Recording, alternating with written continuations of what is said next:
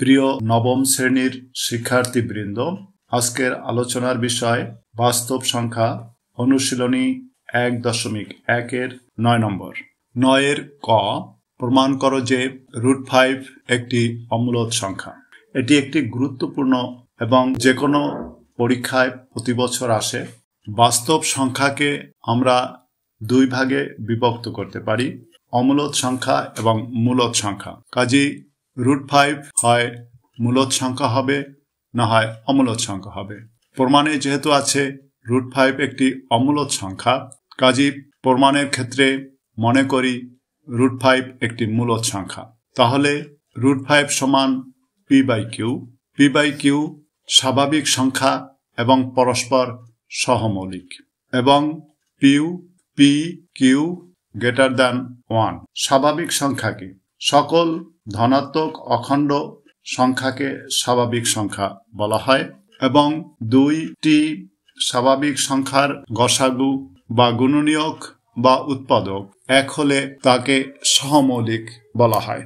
যেহেতু √5 সমান p/q, p/q মূলদ সংখ্যা যাকে লব বাই হর আকারে প্রকাশ করা যায়। এবারে উভয় পক্ষকে বর্গ করে আমরা পাই √5 আর স্কয়ার। রুট এবং স্কয়ার এখানে কাটা যায় এবং আমরা পাবো 5 সমান p²/q²। এবার উভয় পক্ষকে q দ্বারা গুণ করলে 5 গুণ q সমান p² গুণ q।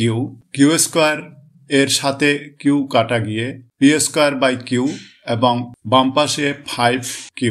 স্পষ্টত 5q একটি পূর্ণ সংখ্যা। পূর্ণ সংখ্যা হলো সেই সংখ্যা সকল ধনাত্মক এবং ঋণাত্মক অখণ্ড সংখ্যা। কিন্তু p²/q পূর্ণ সংখ্যা নয়, কারণ p ও q স্বাভাবিক সংখ্যা এবং পরস্পর সহমৌলিক, এবং q > 1, অর্থাৎ q এর মান 1 এর থেকে সবসময় বড় হবে। 5q এবং p²/q সমান হতে পারে না, কারণ 5q একটি পূর্ণ সংখ্যা এবং p²/q একটি ভগ্নাংশ।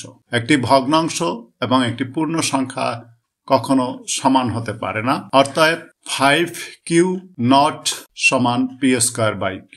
অতএব √5 কে p/q আকারে প্রকাশ করা যায় না, অর্থাৎ √5 নট সমান p/q।